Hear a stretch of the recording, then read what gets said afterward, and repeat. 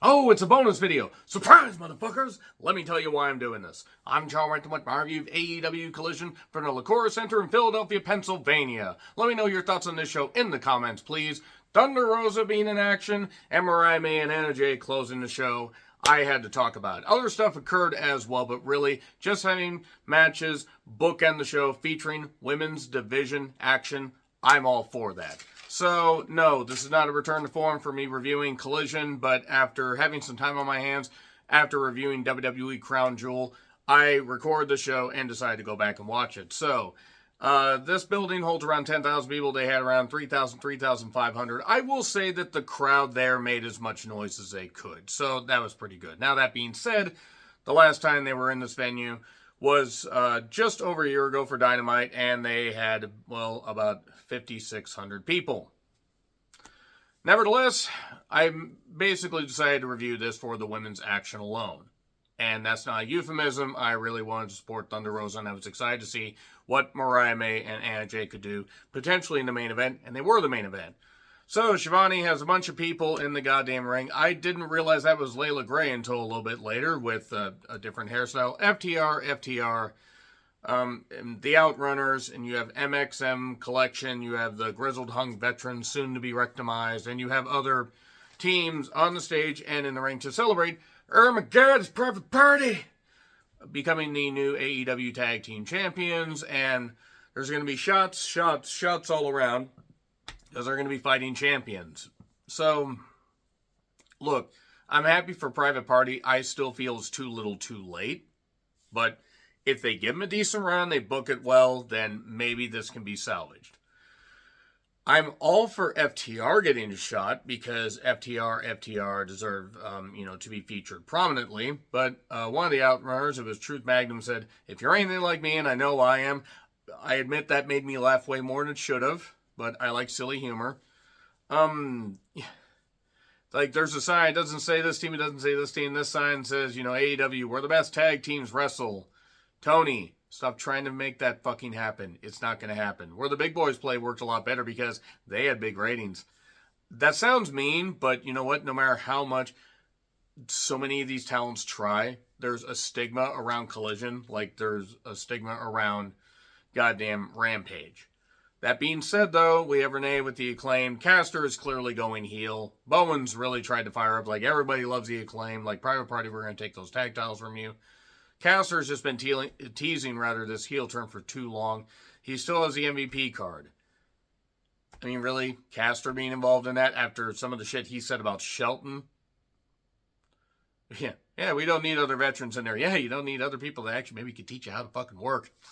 So that being said, here's Thunder Rosa. Good Lord, Thunder Rosa looks so good. I mean, I don't just mean as far as she's an incredibly attractive woman. She has this aura about her. I know aura has been a word beaten into the goddamn ground, but I love me some Thunder Rosa.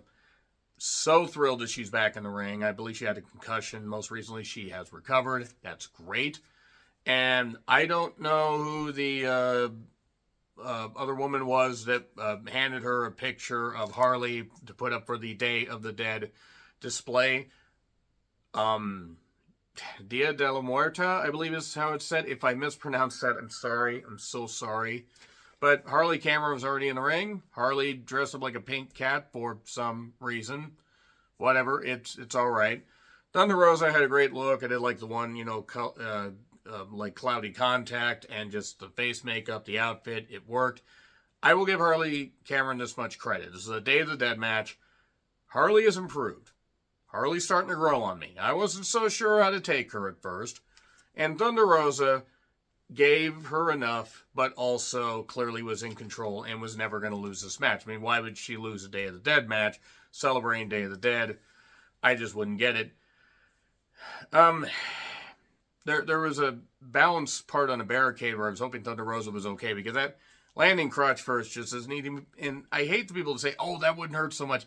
It's still anatomy, and it still hurts. It still hurts like a goddamn bitch, I imagine.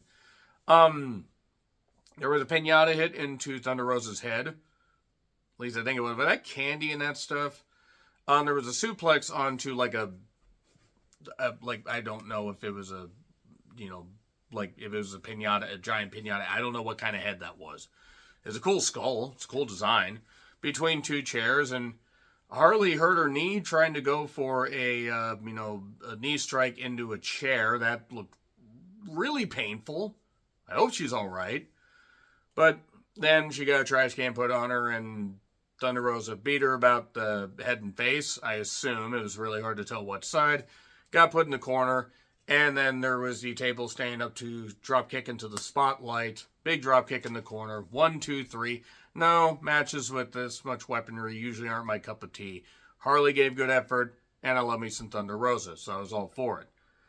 So, Lexi Nair, by the way, was with Strong, Bennett, and Taven. I like Bennett and Taven as a team. Strong, when he keeps his promos short and sweet, they're fine. Brian Cage and Lance Archer show up.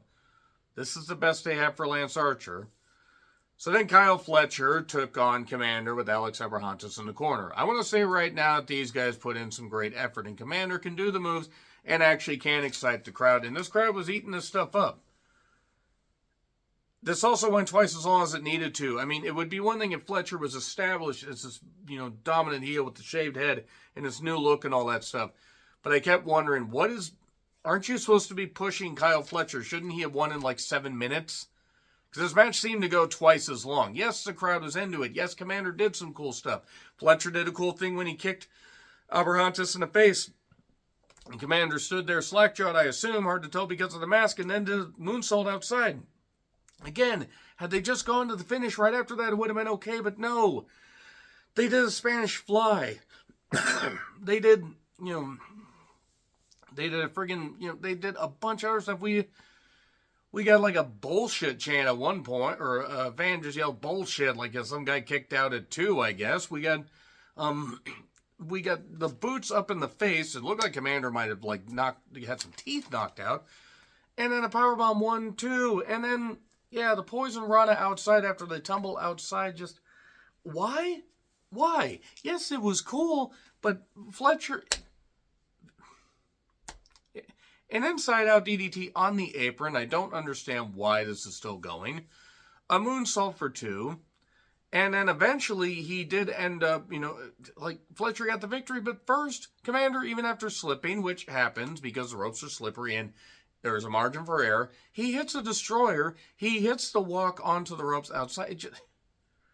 He then eventually gets beaten with a brainbuster in the corner, on the turnbuckle, 1, 2, 3.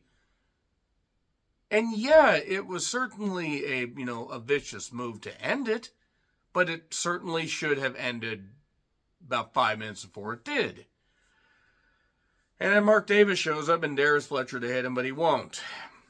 And then Shivani pitches to a pre-tape with Jack Perry saying, and now standing by the TBS champion Jack Perry. Good memory there. Good memory there, Shivani. Garcia then found Jack Perry in a spoopy room. Jack Perry says, "You're not ready."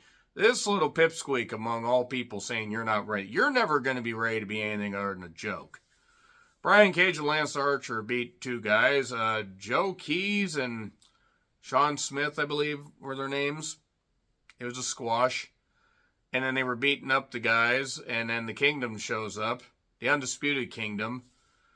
And then Nick Wayne, along with Kip Sabian and Shayna Wayne, who's just towering over everybody. And I love Shayna.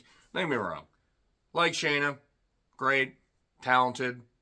As far as what her role decides. She actually, when she's just standing there looking really snooty, it works.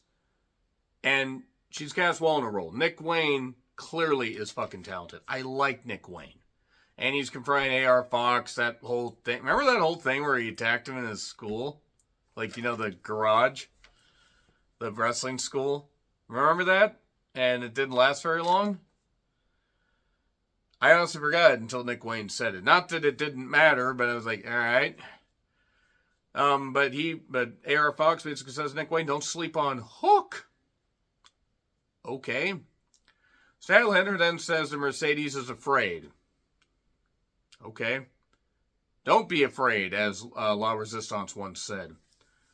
So Right Said Mox shows up, and Mox just says more stuff like, "You don't understand, Orange Cassidy will try to take me down, but he can't. He's not ready. Will he even make it to Full Gear?" And they're in the... Wheeler Yuta then basically was able to put his ego aside, if only Mox could. And then this went on, and then here's Action Andretti, who's from Philadelphia. Remember that. He mentions, "Yuta, you don't represent Philadelphia. I represent Philadelphia." They boo. My God, they're booing. Nothing against Action Andretti. He's been there for almost 2 years. When was the last time he had a match on Dynamite? Like, honestly. So Pac attacks Action Andretti. Then they have a match. It goes through a break, and it was what it was, but Pac brutalizes him with the brutalizer. That's fitting. And then Orange Cassidy shows up, says, "Go Birds." Then he basically eggs Yuta on to, "Oh, you attacked Chuck Taylor, you did this," or whatever. "Remember when I helped you out and you were sleeping at my house because you couldn't afford to live anywhere else?" What is it with this stuff? I mean, I'm not saying it's not true, but does it really have a lot of meat to it? That being said, Yuta didn't want to go out there to fight him. Mox slapped him. Then he went out there with a chair, he wouldn't hit him. And then Cassidy ended up hitting him with the orange punch. They're trying. Malachi basically, once his voice is muffled, or Cole will be dragged down with him, I think. Fletcher and Takeshita are backstage. They're going to have a tag match. Ricochet can bring whoever he wants. It's probably going to be Ospreay. I'm assuming. I'm guessing.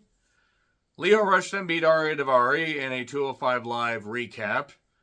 Nothing wrong with it, but, the match was short, like Leo.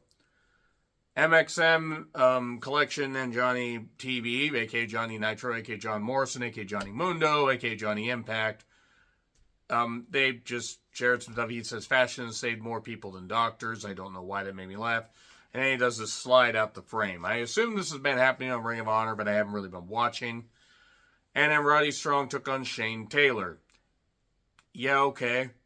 Roddy has to win 3 matches before Cole does to get a shot at MJF.